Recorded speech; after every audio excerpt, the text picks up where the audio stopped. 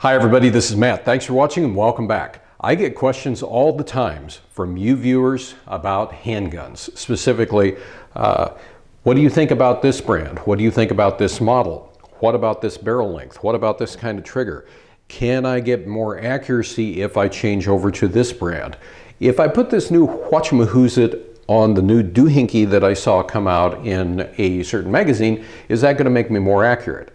Well, you know what? I'm thankful for your questions, but one thing that I want to put in context for you is any comments that I make, any advice is predicated solely upon my experience, and your mileage might vary. Why is that?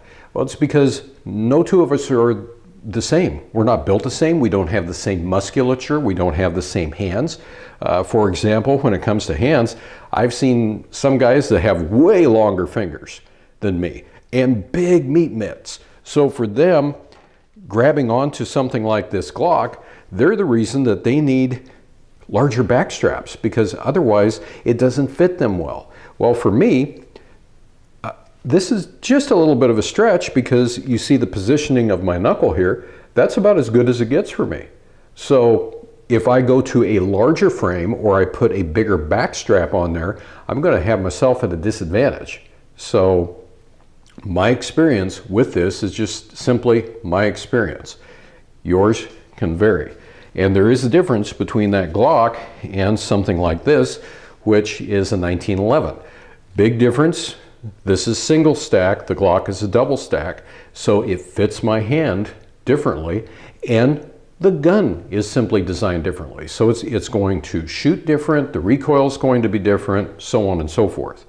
And in the end, what it really boils down to, my friends, is it doesn't boil down to the hardware.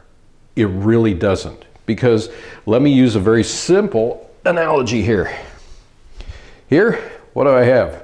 I have a hammer. This hammer gets used. Now, I can have another one from another brand, but what is it? It's still a hammer. So if I go to use this,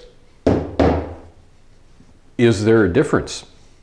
Not really. I mean, ergonomically, maybe they would have some padding here. Might be a little bit heavier here, so it's a balance issue, but still, it's just simply a tool. So what matters is the person that is applying the tool. You see somebody that's like a trained framing carpenter. They can literally drive a nail in 2 whacks because they are that experienced at it. They use that hammer 8, 10, 12 hours a day. They get very, very skilled at the art of the hammer. And conversely, if you're running from one model of gun to another and you're looking at upgrade versus upgrade, you're chasing upgrades, you're chasing equipment. What you should be doing is you should be honing your own accuracy, your own practical skills, your hands-on tactile response, because that is really what makes the difference. Is you need to hone yourself and your own abilities rather than chasing around equipment. Does that make sense? So I know that there's a lot of gear out there, and a lot of folks just want to get a good value, and that's great, because a big problem that we have today is we can waste a lot of money when it comes to buying handguns, firearms, doesn't matter what it is. They don't give them away. They're expensive. You know, some of them are more than a mortgage payment. Some of them are 3, 4, 5, 6 times a mortgage payment. So we want to make sure that any money that we spend is spent wisely. And you can actually get more benefit by working on yourself, by practicing the fundamentals, and just by getting up and moving around.